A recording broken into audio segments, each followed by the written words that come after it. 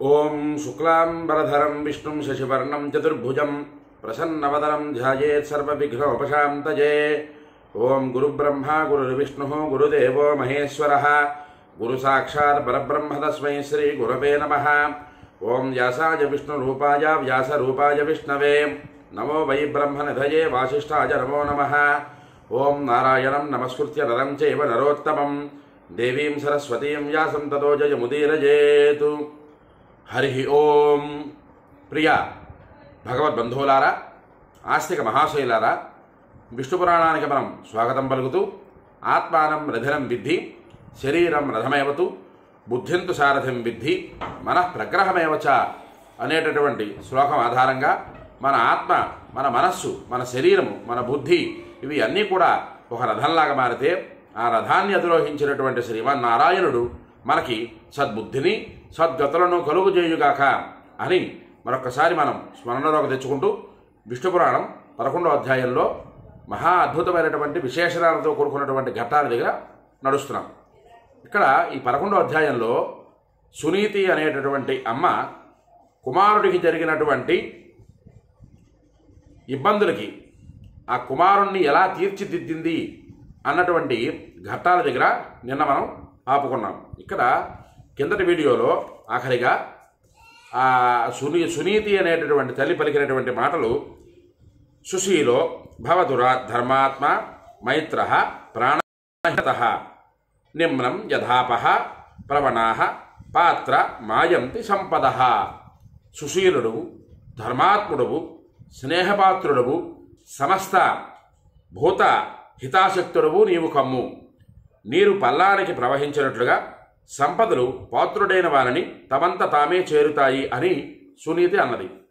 ఇక్కడ మనం ఆ సునీతి అనేటటువంటి ఆ తల్లి తాలూకా మనస్సులో మాటలని మనం జాగ్రత్తగా గ్రహించగలగాలి.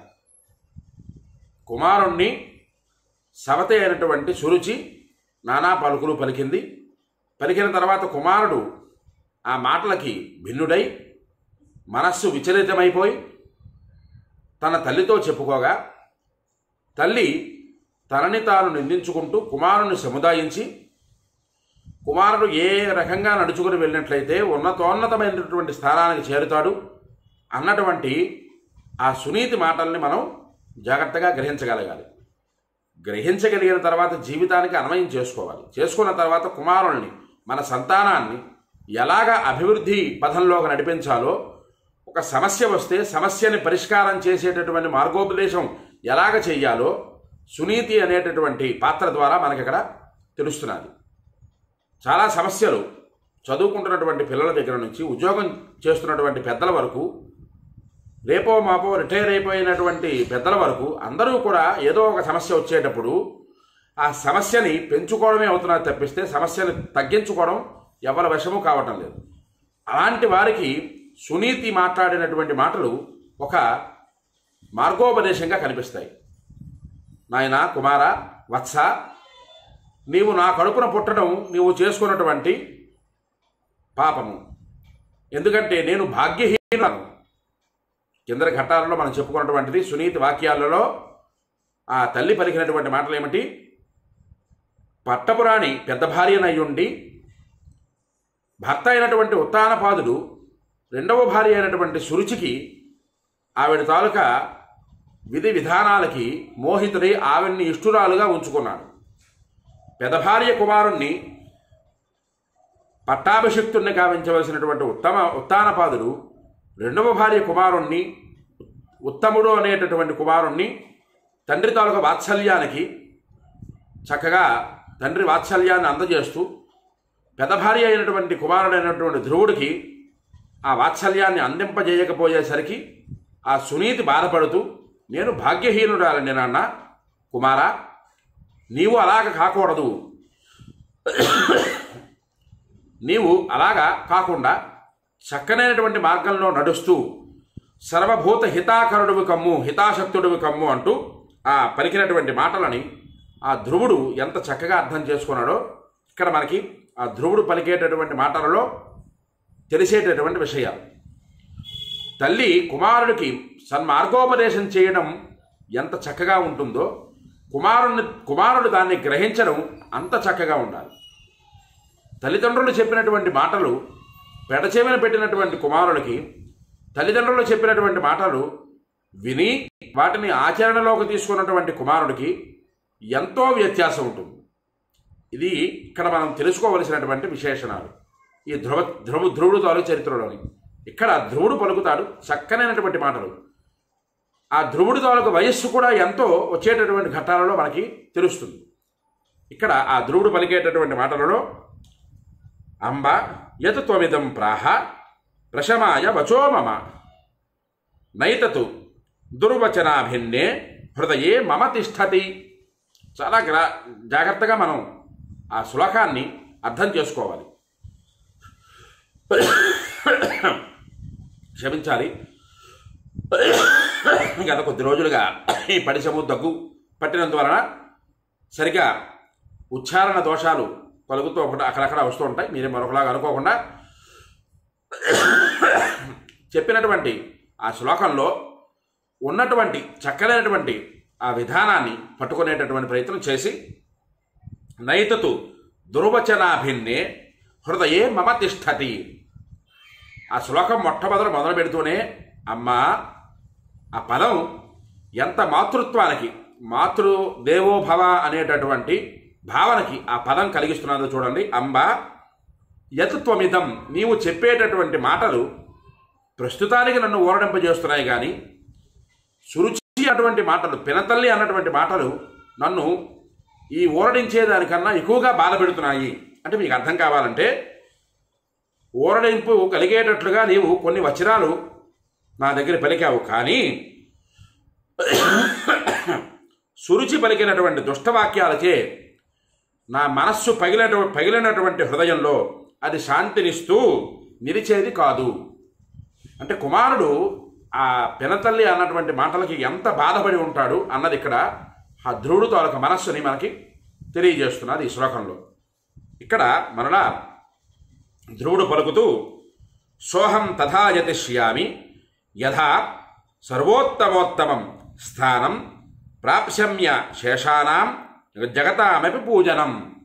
ఇక్కడ ధ్రువుడు చెబుతూ పినతల్లి అన్న మాటలే కాదు, నీవు చెప్పిన మాటల్ని కూడా నేను గ్రహించి సమస్త జగత్తులతే పూజింపబడే ఆదరించబడే సర్వశ్రేష్టమైన స్థానం ఏదైతే పొందదగింది ఉందో ఆ స్థానం పొందేటందుకు నేను ప్రయత్నం చేస్తాను అన్నది ధ్రువుడు చెప్పినటువంటి మాట.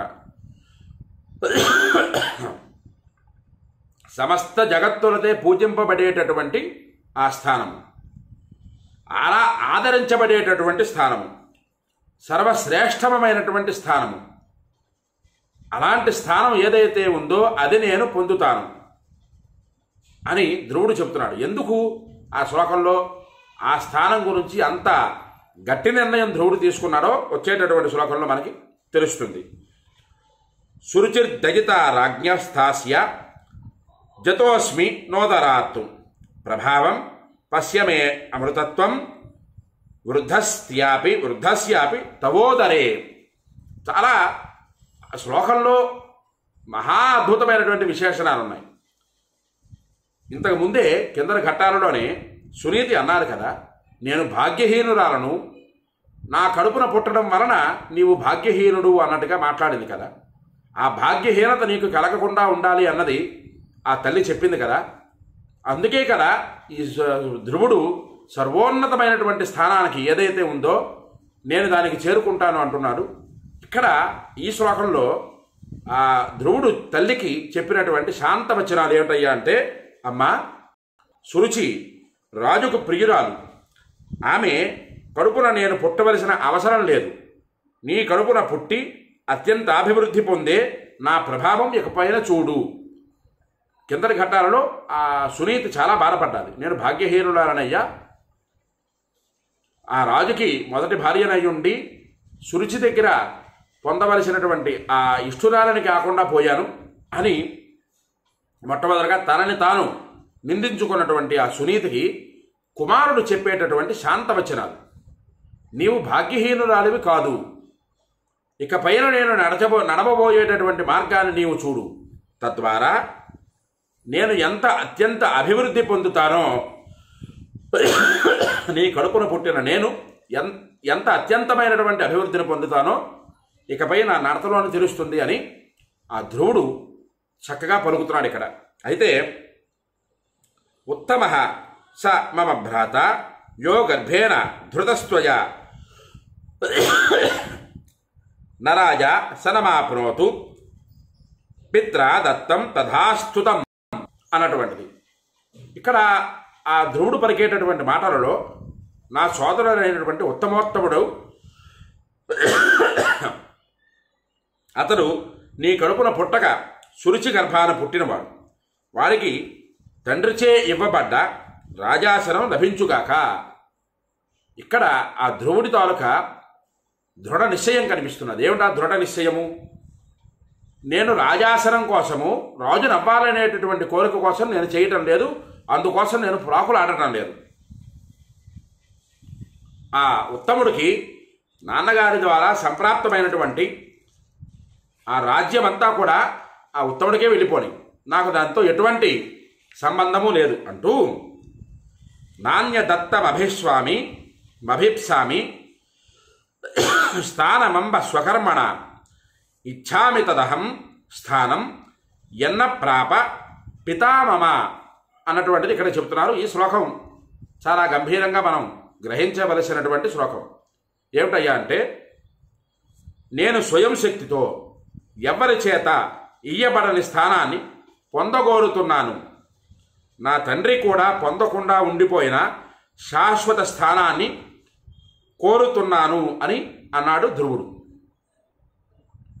తండ్రి నుంచి సంప్రాప్తమైనటువంటి ఆ స్థానం నాకు అవసరం లేదు అని కిందటి శ్లోకంలోనే చెప్పాడు. ఆ రాజు తాలూకా రాజాసనం కానీ, రాజసింహాసనం కానీ, ఆ రాజ్యాన్ని ఏలేటటువంటి కాంక్ష కానీ నాకు లేదు, దాంతో నాకు అవసరం లేదు. అది నా తమ్ముడైనటువంటి ఉత్తముడికి, సురుచి కుమారుడికి, ఉత్తముడికే దక్కని, నాకు దాంతో సంబంధం లేదు. నేను పొందవలసింది ఏమిటున్నదయ్యా అంటే, స్వయం శక్తితో నేను సంపాదిస్తాను. ఏమిటది సంపాదిస్తారైనా? ఎవ్వరి చేత ఇయ్యబడని స్థానాన్ని నేను పొందగోరుతున్నాను.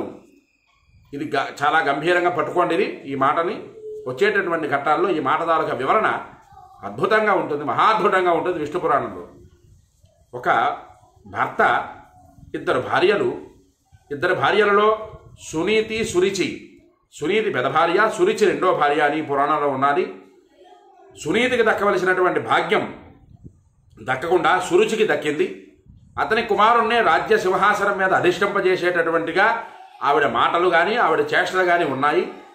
వాటితో నాకు ఎలాంటి సంబంధము లేదు. నేను ఖచ్చితంగా నా స్వయం శక్తితో నేను ప్రకాశిస్తూ ఎవరు ఇయ్యబడని స్థానాన్ని నేను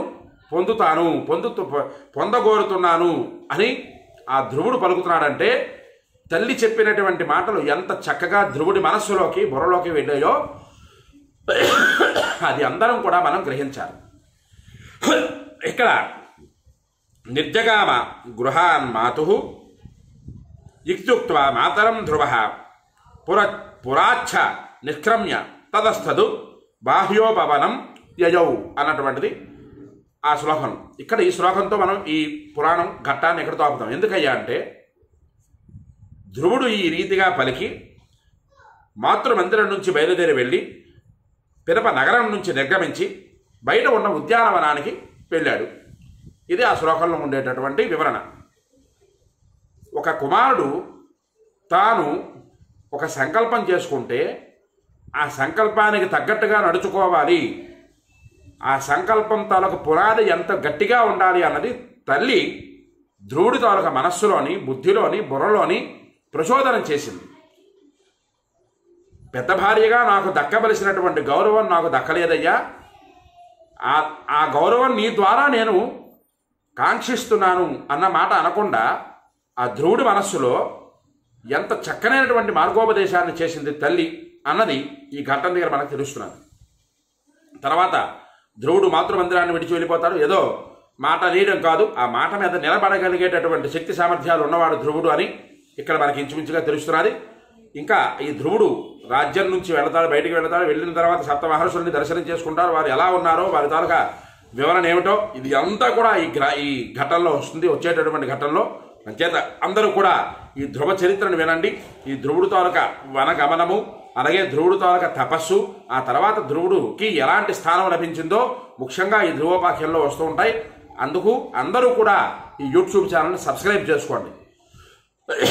విష్ణు పురాణాన్ని మీరు వినండి, తరించండి, 10 మంది చేత వినింపజేసి తరింపజేయండి. ఎందుకయ్యా అంటే సర్వార్థనం శృణ్వతాం. ఎవరైతే ఈ విష్ణు పురాణాన్ని భక్తి శ్రద్ధలతో వింటారో వారికి సమస్త కోరికలు తీరతాయని ఆ పరాశరుడు వారు మొట్టమొదటి అధ్యాయంలోనే చెప్పారు. కావున అవకాశం ఉన్న వారందరూ ఈ వీడియో నచ్చినట్లయితే లైక్ చేయండి, ముఖ్యంగా షేర్ చేయండి, మీ అమూల్యమైన మాటలను కామెంట్ రూపంలో పంపించండి. అలాగే విష్ణు పురాణాన్ని మీరు వినండి, తరించండి, 10 మంది చేత వినింపజేసి ధరింపజేయండి. ముఖ్యంగా ఈ యూట్యూబ్ ఛానల్ని అందరూ కూడా సబ్స్క్రైబ్ చేసుకుంటారని మరీ ఆశిస్తూ హరి ఓం స్వస్తి.